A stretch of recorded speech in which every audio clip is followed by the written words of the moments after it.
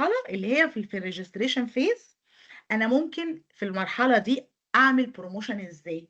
أولًا المريض بيطلب تحاليل، فالتحاليل دي معناها إن هو في أعراض وأنا هاسأله عنها، جاي بيطلب تحاليل iron فأنا هاروح سائلاه هاقول لها: "هو حضرتِك عندِك أنيميا؟" تقول لِك: "والله شاكة، ما عملتش تحليل."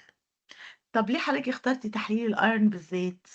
على فكرة تحليل الفيريتين ممكن لو حضرتِك عايزة تعملي تحليل واحد، تحليل الفيريتين هيفيد حضرتِك أكتر، لإن تحليل الفيريتين بيقول مخزون الحديد، ممكن الأيرون يبقى طبيعي أو على الlow normal يعني على الطبيعي يعني مش قليل أوي، ولكن مخزون الحديد خلاص بدأ قرّب يخلص، فلو كنا مثلًا هنعيد التحليل بعد شهر والّا شهرين هنلاقي الأيرون قَل، طب ما تعملي طب ما تعملي الأول صورة دم عشان توضّح لِك لو في نقص في الهيموجلوبين وحجم كرات الدم، لإن ده هيفرق كمان في نوع الأنيميا، هو إحنا في مصر أنواع مختلفة من الأنيميا ومش كلها نقص حديد، فليه حضرتِك افترضتِ إنِّك عندِك نقص حديد؟ فأنا هنا وأنا باسجّل معاها عشان أسألها هو أنتِ عندِك نقص حديد والّا لأ، قدرت أعمل لها promotion تمام؟ فده يُطبّق على أي حاجة بتعمل سُكّر.